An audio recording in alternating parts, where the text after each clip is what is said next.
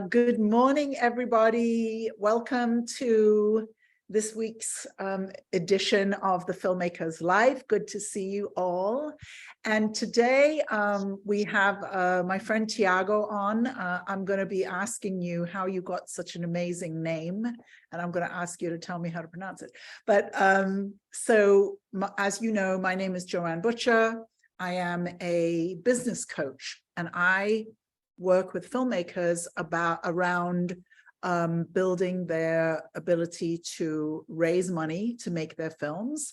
And I help filmmakers raise that money and learn about the business and the way the industry works. I always like to say, we like to know how the industry actually works, not how we wish it worked. Which is a completely different thing. So today we are going to be speaking to Tiago, and I recently met Tiago through the Brazilian Film Festival. I was on the jury this year again for the festival. I've been working with the Brazilian Film Festival for the last 26 years, and it's one of my absolute favorite things that I do is to work with the Brazilian Film Festival, because they have such an amazing tradition of filmmaking and such great filmmaking. So I recently met Tiago, and now I'm going to get to find out all about you. Yeah, thank you. Thanks for coming. Thanks for taking your time. Well, so I always start with the same question, and my first question is, when did you know you were a filmmaker? When did you first know you were a filmmaker? Yeah, well, first of all, thanks for inviting me. I just will ask for everybody to be patient, because my English is not that good. I hope you will understand pretty well. I will do my best here. And well, I started, I was like 18 years old, and I was making a university in biology, nothing to do with movies. And there was a huge strike, like this strike that happens sometimes in Brazil, which takes like 6 months. So I stayed like 6 months without doing anything. So I sent a project for a small movie, a small documentary for a organization, and it was approved. So I invited someone, a friend of mine who was in the film school, and we did it together. And when I finished it, I just said that's what I want to do in my life. It's for sure. That's how it started. But still, you were studying biology. How did you think, oh, let me make a documentary film? Why? I mean, who has that idea? Actually, I think I choose biology to stay in a beach playing guitar and watching the whales. I think that was what really happened. But yes, I always have this kind of interesting in science things and technology, and also in artistic things. So I think the cinema is the main area that can make these things both together.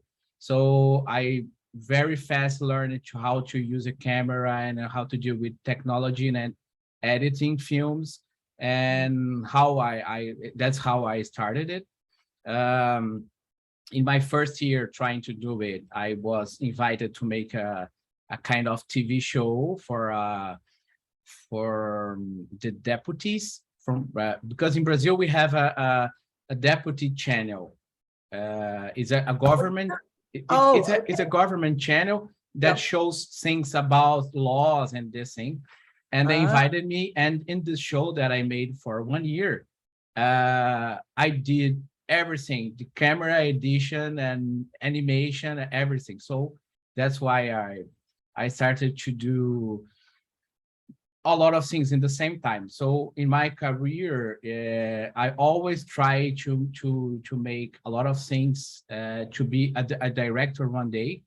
I think I realized that in Brazil, you must have 40 years old to make a feature film. It will never happen soon as that. So I decided to learn movies in the university, and also doing a lot of functions that it could be a very good expertise for my director career. So I worked all the time as a cameraman, and I make I edit films. I made a lot of post productions. If you see my IMDb, so in all this long time, I work in more than 40 feature films, Wow. 100, that's, I don't know, 500 publicities and all these things. Since the day that I decided to make my first feature film, which was Before I Forget, and I made it with a lot of Brazilian organizations, and also with the Fox International. So this movie was, I finished it in 2018, and it was a very, very good experience. I love that. So Before I Forget is the name of the movie, right? So were you 40 when you made it? Yes, I 40 when I made it. So Yeah. you were correct about the age. Yeah, I think it probably happened the same here in the United States, because you must have a lot of experience to make a feature film by yourself, as a director. I think it's the normal. I think it's the normal age for maybe all the world, but in Brazil, it's very different, because we have a very, since 2010, we worked all as independent filmmakers. Every producer are independent producers. So in 2010, we decided to make a thing that I think it's genius. We made a kind of foundation, international, a national foundation for the movie industry, to try to act all together like a big studio in the United States. Because we were studying how it works here and in the film industry, and we saw that all the big studios were making at that time, 2010, like 10 to 12 pictures a year. Yes. And so we saw that they make 10, but they just needed that time, almost 15 years ago, 12 years ago, they just needed that 3 of them were successful. And the others was like, okay, medium and not successful, but in average, it was like what it happens. So in Brazil, we were everybody independent producer. So we put all that we have in one movie, and if it didn't work, we are done. So it's like we are trying to figure out how to do something more safe for everybody. So we make a organization with all the independent film producers, and we made something that we call Fundo Setorial do Audiovisual. It's I will translate here. Fundo Setorial. Foundation. Sectorial foundation of movies. And this is how we started to make 180 films a year. Everybody together. We make almost 200 feature films a year, everybody together. And that's how the Brazilian movie industry starts to go well again. That is amazing. And so just so that I can follow this, because it's genius, as you said, it's absolute genius. So Before I Forget was not the first film, or it was the first? No. It was my first fiction film. No, was it the first film of the foundation? No. The foundation started in 2010. Yeah. And the money comes from the films that is successful. They have a huge part that goes to the fund again. And we have a small tax that we, everything that is is broadcasted needs to pay a tax like $50 or if it's a small thing, $50. If it's a big production, like $500. It makes like 1.2 billion reais, which means like $250 million every year. So we have this money and the money that comes from the successful films, and we can make a lot of films, because in Brazil,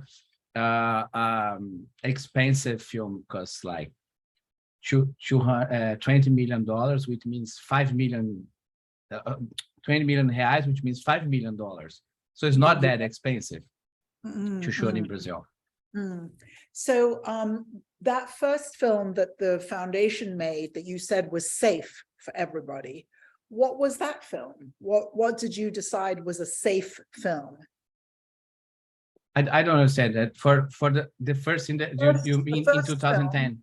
Yes, in 2010, you said everybody got together, that we decided to make a safe film. No, So, no, it's not that. That's something like we made a film, and then we had already in the first time like 100 million reais. That's our budget. We made a lot of films. So we split 50% of the films should be commercial films and 50% are art films. So we made a mix it, and we invited people from the industry to be the jury, different juries for documentaries and commercial, and all this juries was mixed between producers, directors, people from the distribution, and sales agents. So we made a mixed group, and that's why it still happened since the last government that we had, but it was a disaster. It stopped all our fund because now our government is completely against everything related to cultural meanings. So it stopped now, but we will retake it in a few months. Yeah, now that the government has come back to being sane. Yes, you can definitely say that. Yes. Yeah. No, I mean, really, we understand. I mean, I don't know if everybody is following what's going on in Brazil, but I can't tell you how relieved I was when I saw the other day that Luna had won. Yeah. And so, one more dictator down in the world. Yes. So yeah, that's an incredible experience that you had, Tiago. I didn't know anything about that, and I think that there are a lot of people in America who are attempting to do similar things. I'm often hearing people say, "Oh, I'm starting a fund. Oh, I have investors, and we're putting together a slate of 10 films, 20 films." A lot of people doing this, and one of the things that I think is sometimes gets in the way with independent filmmakers is the independent. What works is collaboration, and so everybody trying to do it on their own, I don't know that that's necessarily the best way of doing it, but I can see everybody getting together, that is genius in itself. Yes. I think when I see the international market films, I feel that nowadays we only have two options: the small movie, the independent movie, $5 million, $10 million, and the huge one. We just lost the middle of that.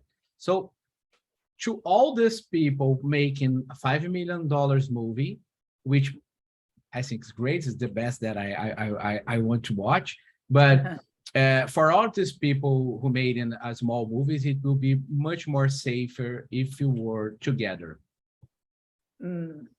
I love it. I just think that's absolutely fantastic. So that was 2010. And then which was the year that you made your film, before I forget? It's 2017 that I shot it, and it was done, and we launched it in 2018. So in those 7 years, you were able to work on other people's films in this sort of collaborative? Yes. Well, I have a company. It's a Titanium production. which I have since it's been 16 years. So we did a lot of, we work in more than, as I said, again, more than 40 feature films, a lot of other movie industry projects. And it was like, and now we just opened, it's been 4 years now. We just opened a branch here in the United States, and we have another branch in Paris, in France.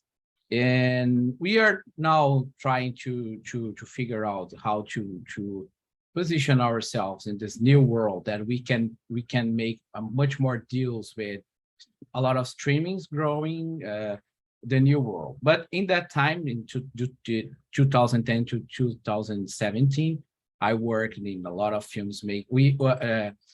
Titanium Films has a post-production area. So we had a lot of work all this time, and I was the director of photography of a lot of documentaries. I was working all the time.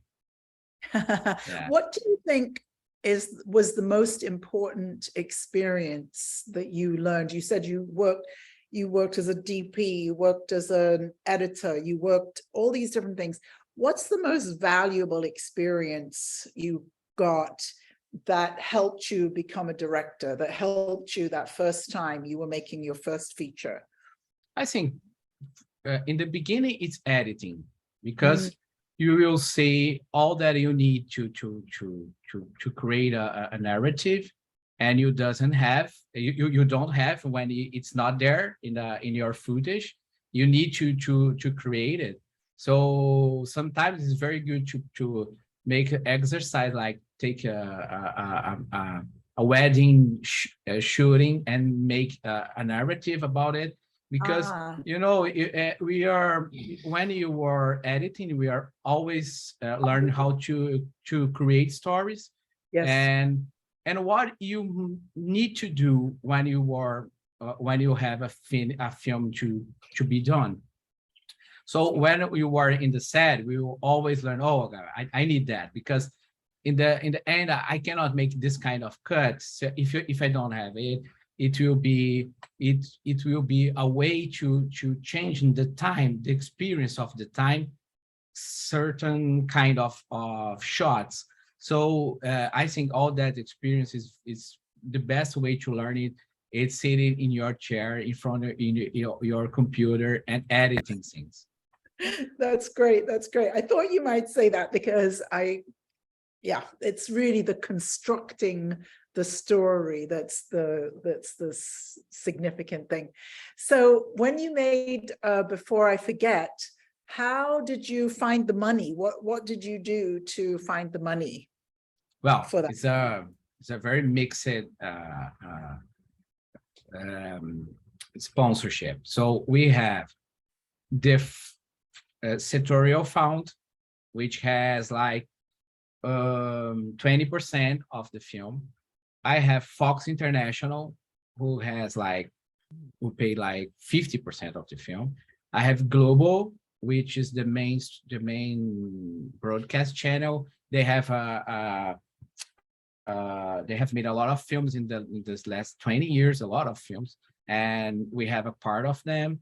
So it's a mix. It's a mix, but the main part came from Fox International, which was great. It was a wonderful opportunity in the beginning, but in the end, it was not that good, because when in 2018, Disney just bought Fox International, and they fired all the team that was working with us, and everybody just disappeared. And they need like 1 year to rebuild it, and then another year to starting new things in Brazil. So our movie was like lost there. Nobody knew about it, and now we finally get the rights back to make the international distribution. It's been like 4 days, so we are very happy about that. Yeah. 4 days, fabulous. So Why did Fox come in? What were they Oh, interested in? nice, What nice. was their goal in getting involved? Yeah. First, I must talk about my executive producers because they got the Fox from there. So we have Carlos Saldanha, which is a very famous director. He made Ice Age, with Wow. more Rio and Ferdinand. He's a famous Brazilian director who is a producer too. So he read the script and he was in love with it, and they called me and said, I wanna be part of it. So we started to work together. We're still working together nowadays. We have two more projects to come. And so he was, at the time, he was the head of, what's the name? Blue Sky, which is the studio who made Ice Age. And it was a Fox company at that time. So, and he was he was working for Fox at that time. So it was him who brought Fox, and all the other money comes from our other executive producer is Silvia Fraia. It's a Brazilian executive producer who did a lot of movies too, and she knows pretty well how to find it in Brazil, which is very difficult. And she brought Global and all the other branches, and even the sectorial fund. It was her who deal with it. And so do you think that it was more important to have executive producers who are already involved with a studio like Fox, or is Fox interested in those executive producers, or is it actors that they're interested in? Which comes first? I think nowadays it's changed a lot because all these executive producers inside of these companies, because at that time Fox bought a lot of small companies, production companies that has someone in the head. I think it doesn't exist anymore. What we have now is the streamings, the big companies like Amazon and Netflix and all, and they have a team, a creative team that is only receiving projects and analyzing it and deciding what to do, but it's not creating from inside, which is good for us because we are always, yes. It's wonderful for them because they are sitting, receiving like 500 projects a month just to see what's good. And yes, for us, it's good too, because we can just send them and send to all of them a lot of projects.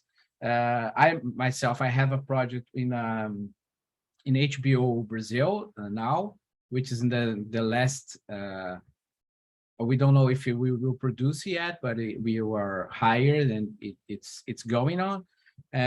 So I think nowadays is a little bit different. In Brazil, we have, as in all the other countries, we have our star system. So it's very good to have big actors in our cast. I think we had it. José de Abreu and Danton Mello and Guto Stresser, Mariana Lima, a lot of people from our cast from of Before I Forget are actually famous people in Brazil, very good actors, and they still working in a lot of, I don't know if you know a little bit about Brazil, but Brazil has a huge industry of soap operas. Yes, I was just going to ask you about this. So I'm so glad that you're going to talk about this, because I know about it, but I don't think that everybody knows about it. And it's absolutely fascinating. So yeah, please. The soap operas is something like, I don't know, it's unbelievable because it's like 8 months, everyday episode. Yeah. You know, an hour episode, 6 times a week, 1 hour. So it's a huge production. And normally Global, which is the biggest broadcast channel, makes 4 at the same time. So there's 4 soap operas. So it's a lot of studios, and it's beautiful to see it happen. But it's kind of to go to to a factory of not movies but soap operas. So all these actors are very known because of the soap operas. In Brazil, the star system is very related with soap operas, and nowadays a little bit with social media personalities. Yeah, it's starting now. Yes, yes. Well, the thing that's really fascinating to me, so as I said, I've been involved in the Brazilian Film Festival in Miami for 26 years. And so I don't know Brazilian film, I mean, soap operas, right? I don't watch Brazilian soap operas. I don't know, you know. And so we would have a film at the theater, and I would see the log line of the film, and I would say, oh, that's interesting. And it would say some names who are actors. I have no idea who these people are. And then I would show up at the cinema, and there'd be these huge crowds and all the press there and the paparazzi and the cameras going, da, da, da, da, and some beautiful people showing up in fabulous clothes. And they were the soap opera stars. Yes. And I had no idea who these people were. And for Brazilians, this was incredible that they were here in Miami, and, you know, and super, super, super famous.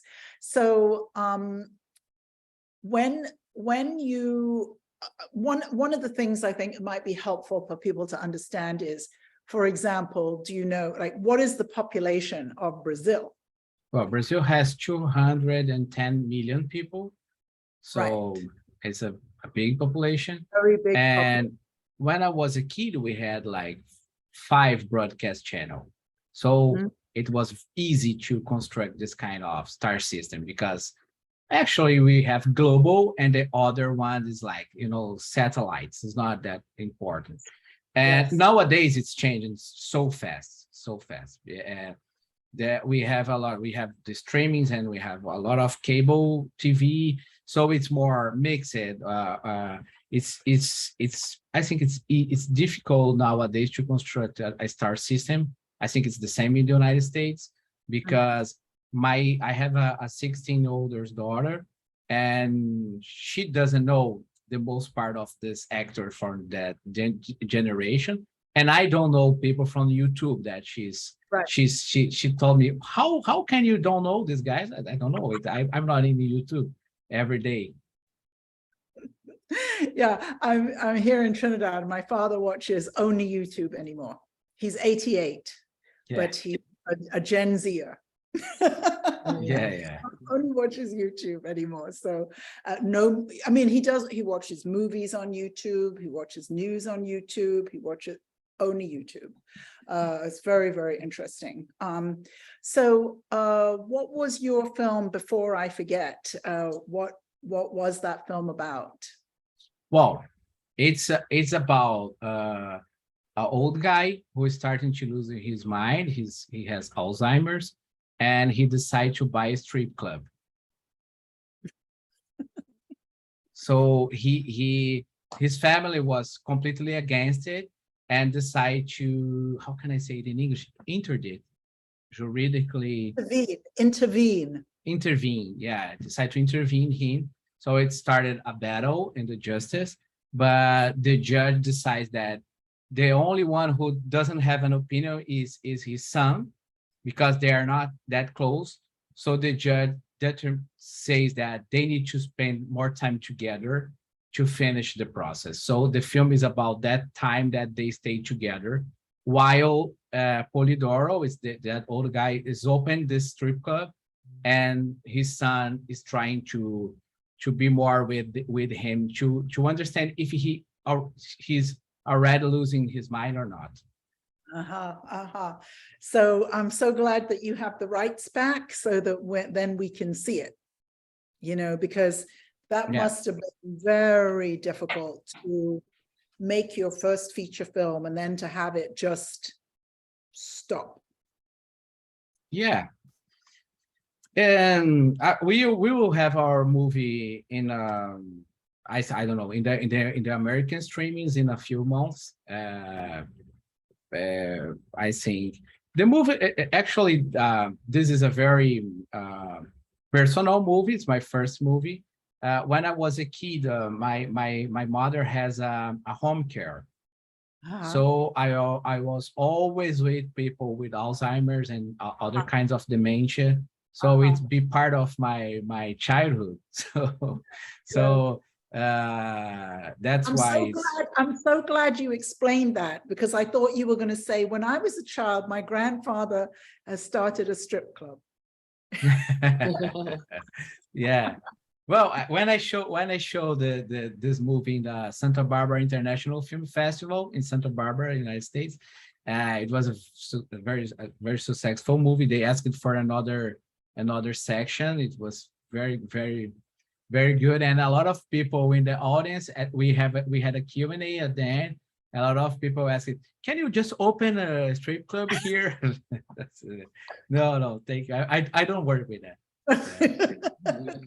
No, thank you, no.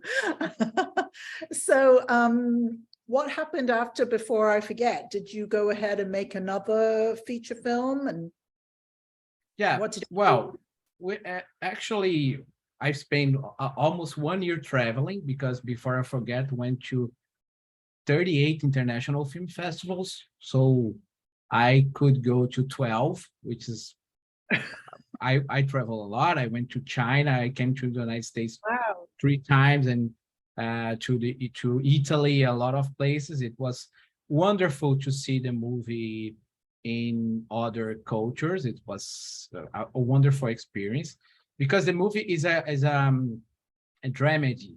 So I know pretty well that the drama part normally works between all in all the countries, but the comedy part is very nice to see if it works. And it was amazing to see it in China with in a packed movie theater, people laughing. It was like a very good experience.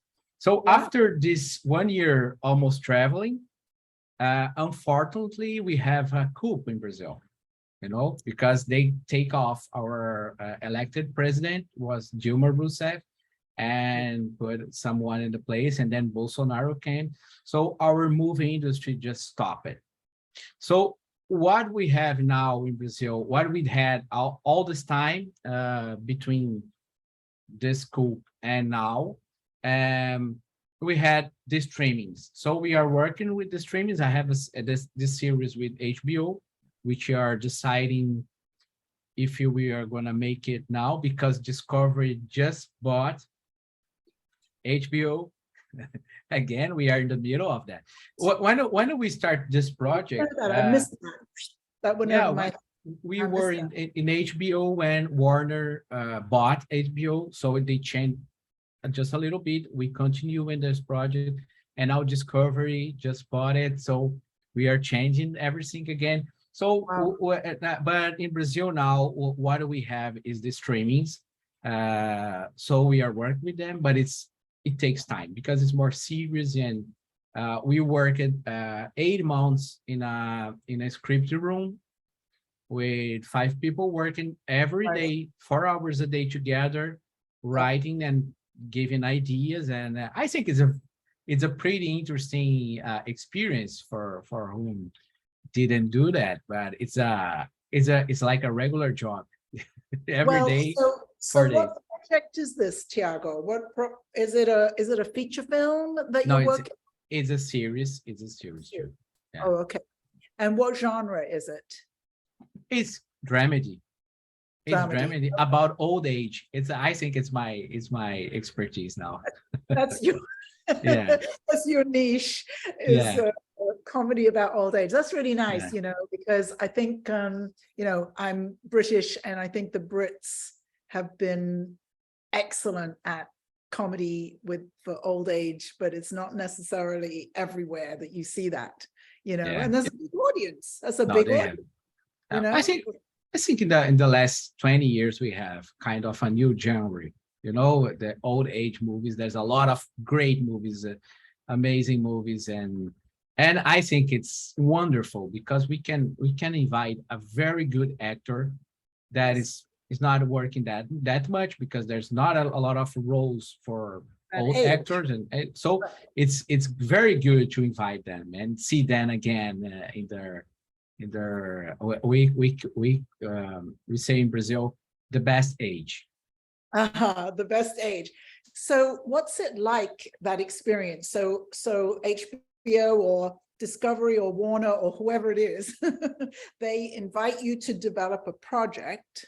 Okay. So that's when they create a writer's room. Do No. you? Actually, we propose, we producers, we propose an idea at the beginning, a very general, that's a general idea. It has the whole idea already, but and then when we are picked up for them, they paid for, we made the script run. So we will hire script writers. So you choose the writers then, not them. I show that, yes, we choose together because we show them a lot of curriculums, and they will say, okay, this one is okay, this one is all. So we make it together. I think I think now, I don't know how it happens here in the United States, but in Brazil, it's a very collaborative work now with all the streamings. Yes, yes. And so how many writers do you have in the writer's room on this show? We had 4 in the first part, and now we are deciding, but the next part we will have 5. And do you have the position that we have in the US, which is called the showrunner? Yes, we have a showrunner. It's not the same thing because the showrunner here is related to a lot of things. I can say that the showrunner, it's like mixed. I can say it's myself and Carlos Saldanha, which is the executive of the project too, because it's more related to the creative thing. But the producer is made by another people, so it's more separated.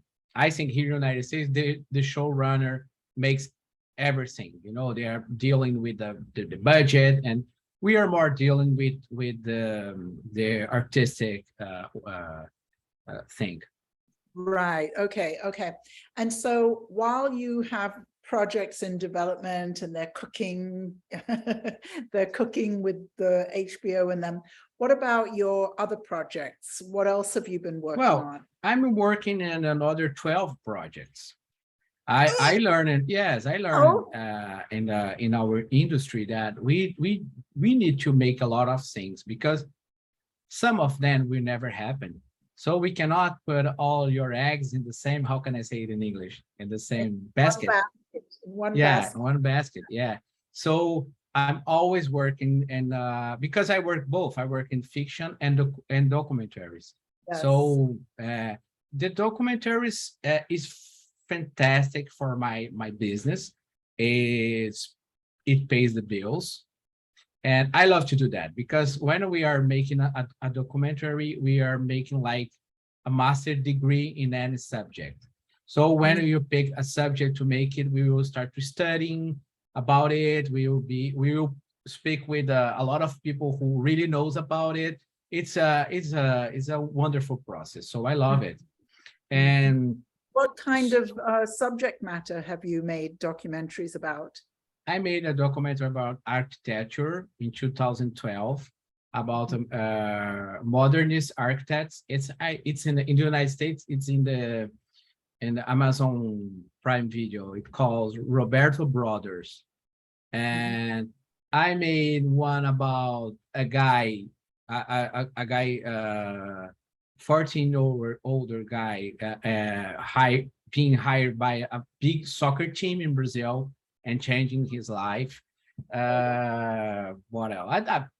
I just made one about a very important Brazilian contemporary museum called Inhotim, which is in Brazil. Very interesting place. If you wanna check it in Google, I can put I don't know, I can put here in the chat the name, because it's hard. It's hard to understand. Inhotim, yeah. Okay. Well, I made movies about music. We just Yes, the launched. one that I didn't see.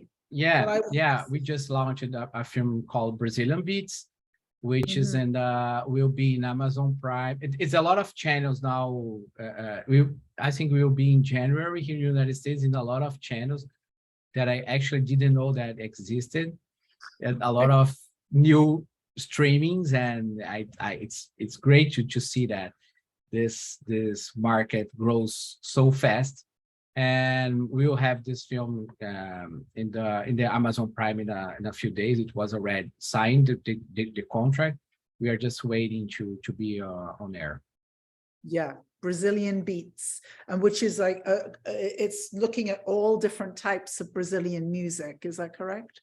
Yeah, it's a kind of we are because Brazil is always new because of bossa nova, which I love it. It's a very good music. I remember one time I was in China to doing business there, and I just was in an elevator. There was bossa nova, and then I go to another meeting in the elevator. There's bossa nova too. So bossa No. nova is something that is everywhere, Yeah. and so we decided to make a small piece of documentary showing that Brazil is not bossa nova there inside, Bossa Yes. nova is not our main music there. Right. So we decided to show in different regions, different kinds of music, every time one traditional and one contemporary music.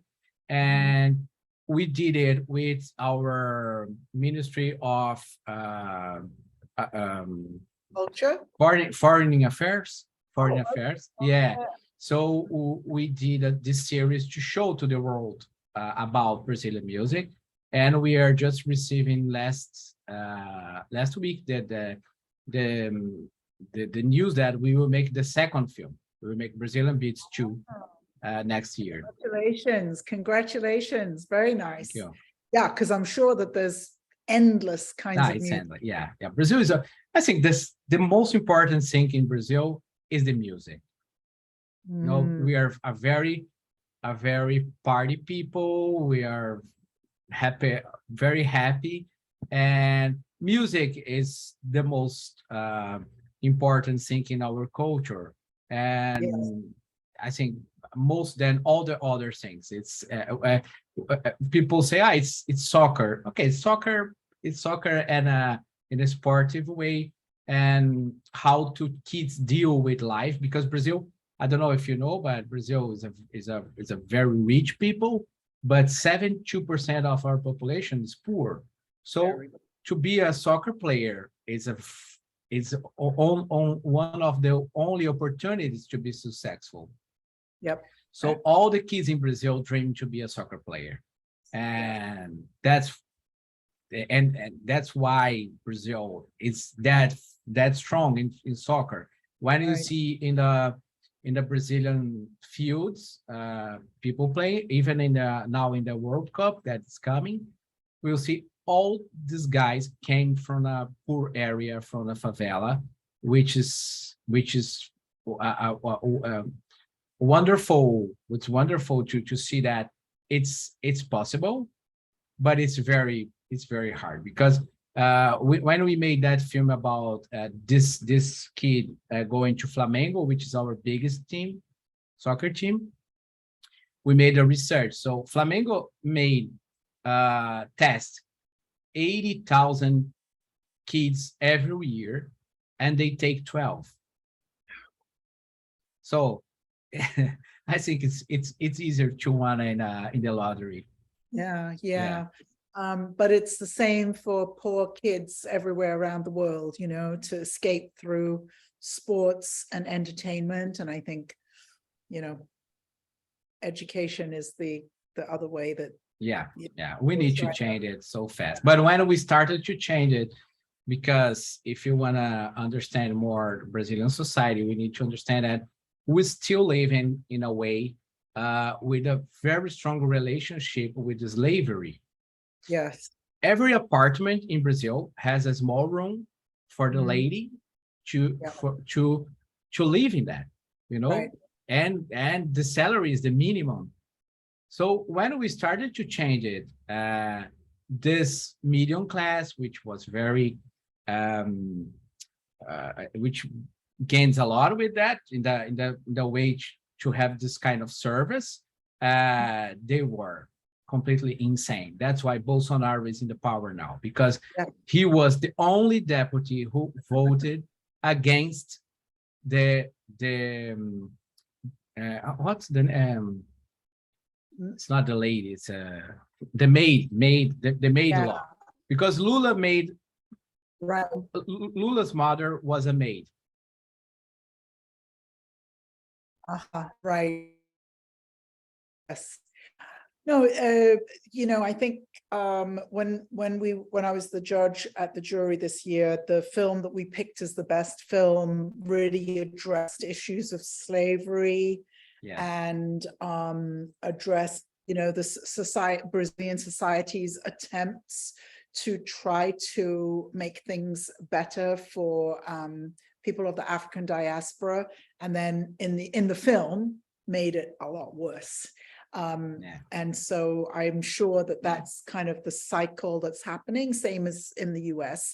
And then I just wanted to say, when you said about in Brazil, you think the most important thing is music. And here I am in Trinidad, and for many years, I think of Trinidadians in Brazil and with such similarity. You know, there's a very foundational African culture. There's a foundational carnival, and then that thing about music being so important and so significant. And I just see a lot of similarities. That's why whenever I'm at the Brazilian Film Festival, I think I'm at home. I don't even speak Portuguese. Brazil is an African country in the middle of South America. That's all. That's why the music is so important and so rich, and we have a lot of tradition that's still nowadays.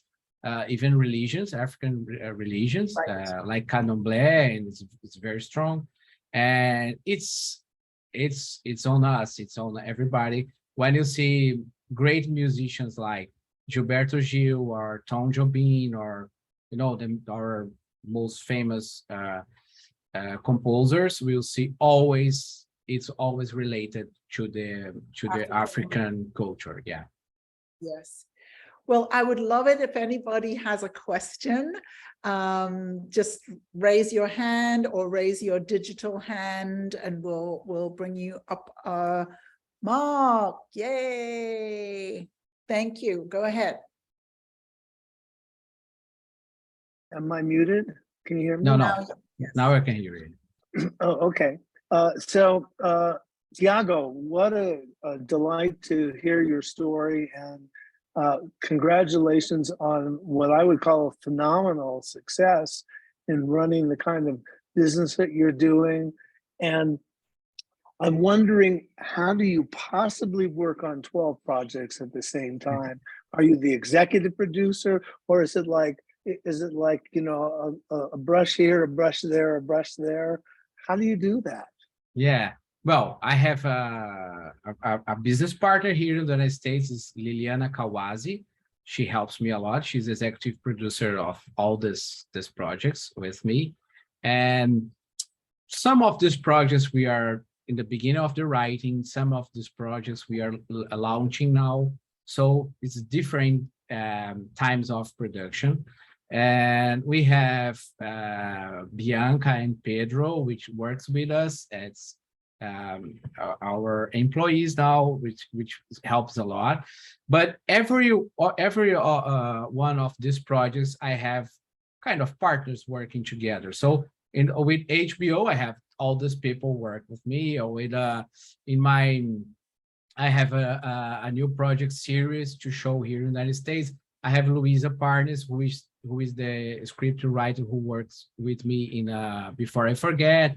So I have people that we have a long work relationship that is always we are always working together. That's, I think, is the main secret of it. Great. Yeah, Thank you very much. that's a great question. And Tiago, you mentioned in that you said somebody and Pedro, I missed her name, two Bianca. people, Bianca and Pedro. So what roles are theirs? They are sisters. Bianca more relation. Pedro is dealing more with distribution now and understanding the distribution world. Right. It's pretty hard, but it's going on.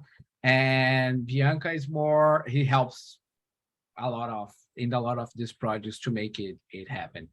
Okay, so sort of more maybe on the logistics side? Yeah, assistant and logistics side. Yeah. Yeah. Because I think that once you start building a company, you can have creatives, but they're, as you said at the very beginning, art and technology together. So you can do all of that. Well, right. As I told you before, Titânio has 16 years old at my company. So we had already a lot of different scenarios. One time we had like 15 employees in Brazil, which was, for me, it was a mess, kind of difficult, because every month I need to have money to pay everybody. And then one time I figured it out that if I don't stop it, I will never make a film, because I'm not a business guy. I'm a director. So I think if you wanna make movies, you should stay small with your in a cooperative way, and people who work with you. But if you start to hire people, it's like insane. That's great. Thank you. Thanks, Mark. Who else has a question? Who else? Be brave. Okay, I'll go with Marilyn and then Chris. Yes, hi. You sound like you're very successful there. It's very encouraging for us. So I'm just wondering, how did you go about getting involved with all the different big name brands like HBO and all the other big ones? Because it's kind of intimidating for someone just starting out, to try to get involved with those companies. So how did you go about doing all that? It's fabulous. Great question. Well, I think even if we try to make our business more open, it's always about new relationships. So when I started with before I forget, when I went to the film markets like Cannes or AFM or Sundance, I started to know people, and it was a fantastic way to go in this business with more contacts. I think relationships is fantastic. But in Brazil, I have this company for 16 years. A lot of people know me. We work in 40 feature films, so it's easier for me there. But here I'm starting a new thing, so I'm just doing the same thing of the most part of people trying to make contacts. So this year we are going to Sundance. We have our projects, but we are not officially going to show the projects. Obviously, we have our projects in our bag, but the mainly goal there is to make new relationships. I think that's what happened, and I think it's good to know that all these big brands like Amazon and Netflix, even they love your projects, they will suggest you another director, another producer, another. So it's very good if you are open to all of that. If you are very close to your project, it will hardly happen. Yeah, and I understand that their side, because they will invest like $30 million in something. They need someone who had some experience to do that. So to have that kind of experience, you need to start to make movies. And so what was born first, the eggs or the chicken? That do you use this kind of expression in the United States? Chicken So or the egg. you need to have an experience, but and the other way, you don't have money to do that. So how can you do that? That's the magic. Yes, absolutely. Great question, Marilyn. Great to meet you in person. Well, on Zoom. Chris, go ahead. Hi, thanks, Tiago. Appreciate all the information. I was curious, you said that you did also did a lot of work with documentaries, and that's kind of what pays the bills.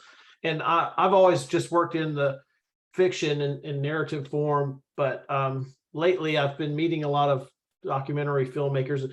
How long generally does, I know it probably varies, but how long does it take to do a documentary for you? If it, Yeah, I think that we are in the middle of a big change in documentaries, because they are becoming much more narratives. And every day, if you go to Netflix to propose a documentary, they will say, no, we want drama. We want drama, So it's even more constructed. So as a fiction writer, I think you are in a good moment for documentaries, because they are really looking for that. People who will construct a dramatic plot inside of the story. So if you see the biggest success documentaries in Netflix, like Wide World, and a lot of them, it's very, very, it's almost a fiction film. So I think, so there's just two kinds of documentaries. There's this documentary very constructed, built, and the documentary that you follow something just to show your passion. What we did in Brazilian Beats, it's like this. We don't create drama. We are just showing Brazilian music, which we love, and we are not intended to make drama. In this other documentary about this guy in the soccer going to Flamengo, it's more a narrative film. We are constructing the difficulty, and he will stay aware of his family. He's only 14 years old.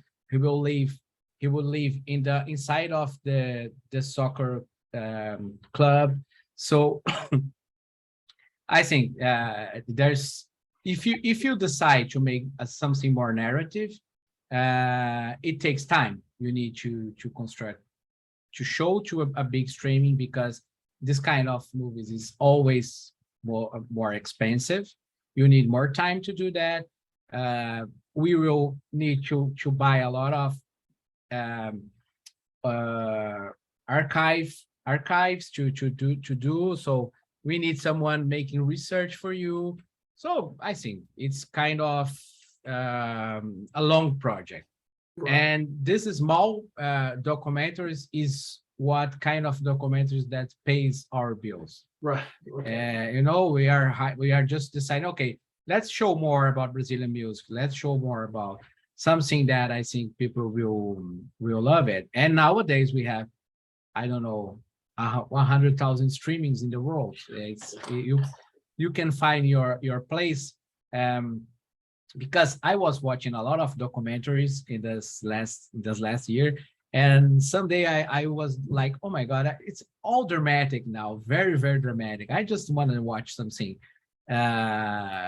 more true, So we decided to make a series called Expats. It's about immigrants who is successful in the country that they decide to go, but we decide to ask them to tell their own story. So I put the characters in a room with a microphone, and I say, tell your story. I will go away. So all the episodes start like this. So we will listen that themselves tell their own stories, and we will show the city. The first season was in Paris, so we'll see beautiful Paris, these people walking in the Paris, and we are mixed with real events of their own life, you know. So if they're a musician, we'll show them a little bit of the concert. If they're a dancer, if they are a cooker, that we have a chef in the first season. And so we decide to not make it that dramatic thing, because I think everybody will love to have a non-dramatic option in your streaming. Yeah, thank you. Oh, that is a really interesting distinction that you're making, Tiago, about dramatic versus non-dramatic. Because, you know, when you talked about Brazilian beats, I can see that as being kind of a compilation. You know, we can go to this region, we can go to that region, we can go to this region with expats, we can have this character, this character, this character. And that's a very different kettle of fish. That's another British English expression, but it's just a very different thing than I don't know, what was the last documentary I watched on Netflix, but you're right, these big dramatic narratives about a crime or about a disaster or about the, you know, that's a lot of story editing and story construction. That is a very different thing. That's a great discussion. Thank you. Yeah, Chris, can't wait to see what documentaries you're going to make. Emily, we'll take this as the last question. All right. Well, Tiago, it's been so informative and just entertaining to hear all the different types of projects that you're working on and the aspirations and everything that you have going on. So what I was wondering is, as you start to build your company, who's the first person that you would hire? What would your suggestion be for the first person you would hire when you're starting a company, a production company? Well, it depends what you want to do. We are always trying to have different kinds of projects. So I think we need to share what is the company, what is the project, because if you want someone from creative area, you need someone from a project, not for your company, because each project we have a different. That's why you can work in 12 different projects in the same day, because we have different people hired for a project, not for your company. And when this project ends, everybody's free, everybody goes to your life. And I think the best thing you hire is a logistics thing, or people who who can be your assistant, because this is how it works.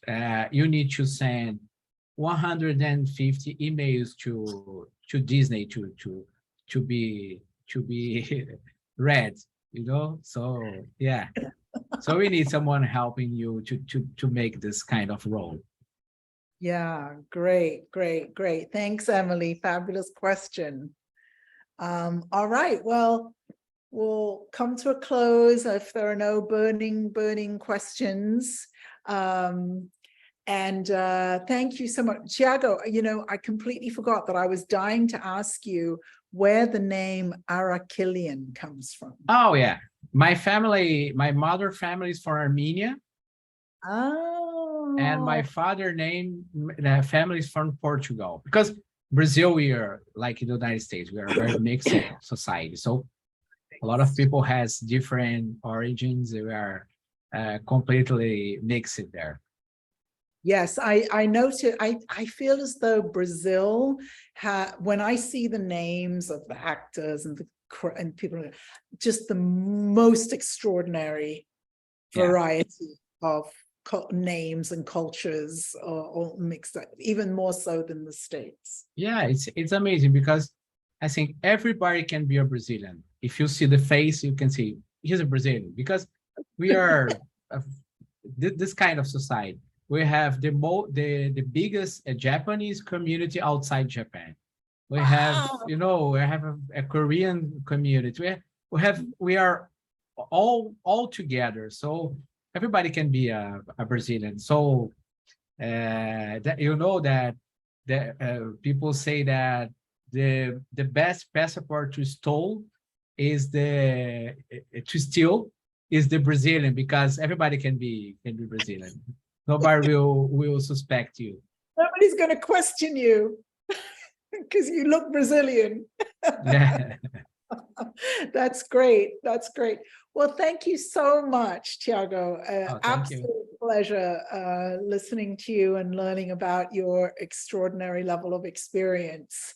And good luck with everything now that the government is going to be back supporting culture. Yes. Yes. And if you could if you can do it now or send it to me, but I would love to get the link for I couldn't find it, the Fundación Secretal Audiovisual, whatever, that one. I would love to see that, because I think that is, you were right, absolute genius. And also congratulations on getting the rights back to Before I Forget, because that sounds like a major hit to me. And I know the first time you told me about it, I said, oh, it sounds like the Full Monty. Yeah. And years ago when I ran a cinema, we showed the Full Monty, which, if you haven't seen it, it's a little independent British film.